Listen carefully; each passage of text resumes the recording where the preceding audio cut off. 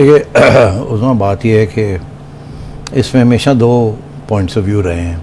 एक वो ये है कि तालिबान किसी की बात नहीं सुनेंगे, वो आइडियोलॉजिकल लोग हैं और वो अपना जो उन्होंने करना है वो करके रहेंगे। वो कहते हैं कि ये अटक तक सारा का सारा इलाका जो है वो तालिबान के हवाले कर दिया जाए, वो एक नई इस्लामी रियासत बनाना चाह रहे हैं। ये 2010 से ये बात चल रही है। पहले आपने एक माहिदा किया पैसे दिए, एक माहिदा किया पैसे दिए, उधर 14 के करीब माहिदे हुए हैं, आपको तो पता ही है।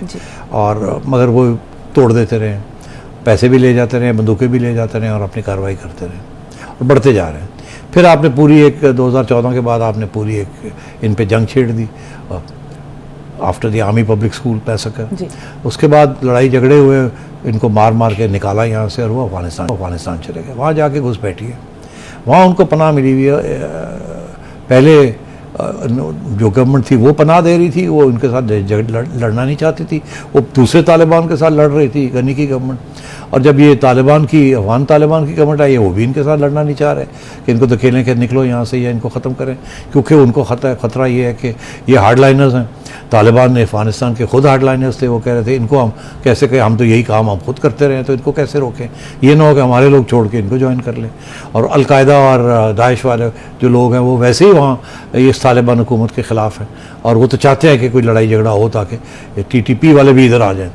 तो ये TTP वाले पूरा फ़ायदा उठा रहे हैं, एक हुकूमत की तरफ से, एक उधर अलकायदा वगैरह के साथ भी राब्ते हैं इनके, हुकूमत को भी न्यूट्रलाइज़ किया हुआ है और आपको धमकियाँ दे रहे हैं और आप भागे जाते हैं वहाँ उनके साथ मुज़ाकरात करने।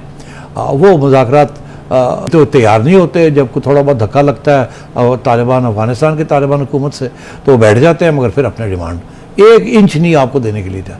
आप उनको पैसे भी देते हैं, आपने भी हाल ही में उनको कहा अच्छा चले आप हथियार मत लाएं, कुछ 200-300 लोग आ जाएं वापस और आके सेटल डाउन कर जाएं, हम आपको देखते हैं, आप हमें देखते हैं। उन्होंने वो भी फ़ायदा उठा लिया, आ गए और यहाँ आके हथियार भी साथ ले आए और यहाँ दहशतगर्दी शुरू करनी कर दी, किडनैपिंग्स ये वो वगैरह। और वहाँ के जो फाटा के जो लोग हैं वो परेशान हो गए हैं, जी यहाँ ये हो रहा है, वहाँ एहतजाज शुरू हो गया। तो अब हमारी जो नेशनल सिक्योरिटी इस्टेब्लिशमेंट है ना, उनका एक बड़ा सीरियस प्रॉब्लम। एक प्रॉब्लम तो ये है कि 20,000 गुरिल्ला वॉरफेयर में 20,000 तालिबान को अमेरिका नहीं डिफीट कर सका। वो 20 से 30 हो गए, 30 से 50,000 हो गए। अमेरिका की फ़ौज और वाकई वहाँ की फ़ौज उस वक्त 2-3 लाख के करीब थी, वो नहीं डिफीट कर सकी। 1:10 का रेशियो भी हो तो बड़ा मुश्किल हो जाता है गुरिल्ला वॉरफेयर के अंदर इस किस्म की चीज़ को। वियतनाम के अंदर हमने देख लिया, हर जगह पे हमने देख लिया।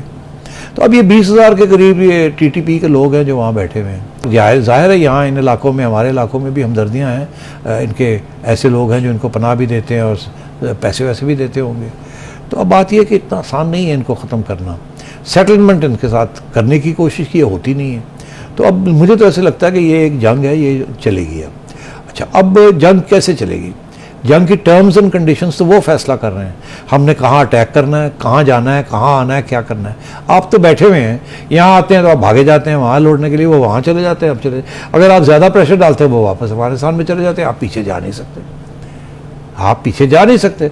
ऐसे ही होता था ना जबकि TTA के लोग पाकिस्तान में थे तो अमेरिकन फोर्सेस उनको जब पीछे आती थी तो बॉर्डर क्रॉस कर पाकिस्तान आ जाते थे और अमेरिकन आके रुक जाते थे वहाँ।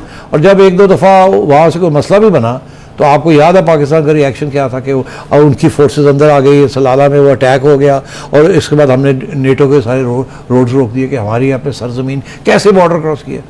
तो यही मसले अब बने हुए हैं। पहले वो जूती इस तरफ से, अब जूती उस तरफ है। तो 2 एक्सट्रीम्स है ना सेठी साहब, मुज़ाकरात है हमारे पास हल या ऑपरेशन है, ये 2 एक्सट्रीम्स हैं, दरमियान की कोई सूरत हाल नहीं है। दरमियान में हमेशा होती है, जो हमेशा दरमियान में होती है कि जब आप लड़ रहे हो तो बात भी करते हैं, मगर बात यह है कि ये जब लड़ रहे होते हैं तो बात नहीं करते और जब बात कर रहे होते हैं तो लड़ते नहीं हैं। अब सूरत हाल ये है कि एक इशू रह गया और वो डिबेट होगा, मैं आपको बता दूँ। कहना तो मुझे नहीं चाहिए मगर रियलिज्म का अगर बंदा रियलिस्टिक हो तो शायद फॉरेन रिलेशंस के अंदर रियलिज्म की बड़ी अहमियत होती है। रियलिज्म क्या है? आप इनके साथ लड़ते हैं, इनको धकेल देते हैं वापस अफगानिस्तान में, इनके वहाँ हाइड आउट्स हैं, कैंप्स हैं इनके, आप वहाँ पहुँच नहीं सकते। तो या तो फिर आप वहाँ पहुँचे ना, जैसे भी आप पहुँचते हैं वहाँ पहुँच के और लड़ाई इधर से हटा के वहाँ ले जाएं। जैसे अब वो करते हैं तो अफगानिस्तान के तालिबान आपके ख़िलाफ़ हो जाते हैं, वो फिर इनके साथ दे देंगे, एक और का आपके लिए प्रॉब्लम हो जाएगा।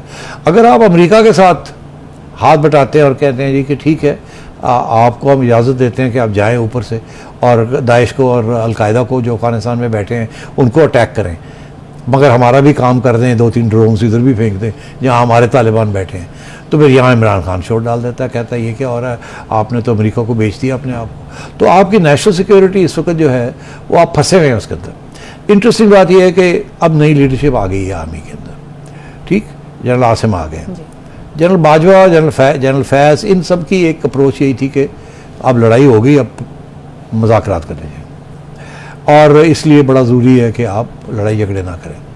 मगर आपने देख लिया क्या हुआ, उन्होंने तो अब सीज़ फायर भी बंद कर दिया। आपने मर के सीज़ फायर करवाई थी, उन्होंने अनाउंस कर दिया कि सीज़ फायर। उन्होंने देखा है कि आर्मी के अंदर चेंज ऑफ कमांड हो गया, उन्होंने सोचा ये अच्छा वक्त है प्रेशर डालने का। अच्छा, यहाँ से क्या हुआ, यहाँ से एक नई डेलीगेशन चली गई है काबुल, आपने पढ़ा ही होगा कि नई डेलीगेशन काबुल चली गई, और कौन लीड कर रहा है उसको, हिना रब्बानी खान। हिना रब्बानी खान। अब देखिए, Hina is a wonderful lady, Hina is a very competent foreign minister of state, वो सारे इश्यूज़ को समझती है। सवाल मेरे ज़हन में ये है कि क्या तालिबान के साथ नेगोशिएशन करने के लिए किसी खातून को भेजना चाहिए था या नहीं। वो उनका जो रवैया है टूवर्ड्स ख़वातीन, वो तो आपको पता ही है क्या है। तो ये मुझे नहीं पता आप क्या कैलकुलेशंस थी इनकी कि उन्होंने हिना को इस डेलीगेशन का हिस्सा बना दिया है। अब वो तालिबान वहाँ जो हैं वो क्या उनका रवैया होगा, क्योंकि वहाँ अगर बातचीत होनी है तो TTA और TTP दोनों के साथ बात करनी पड़ेगी। तो उनका तो रवैया, वो तो बच्चियों को पढ़ाई नहीं करना चाहते, तो क्या अक्रॉस द टेबल बैठ के वो बात करेंगे।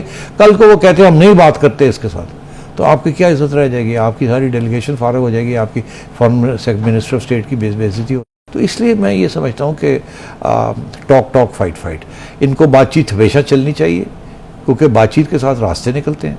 मगर रास्ते निकालने के लिए दूसरी साइड को कमज़ोर करना पड़ता है।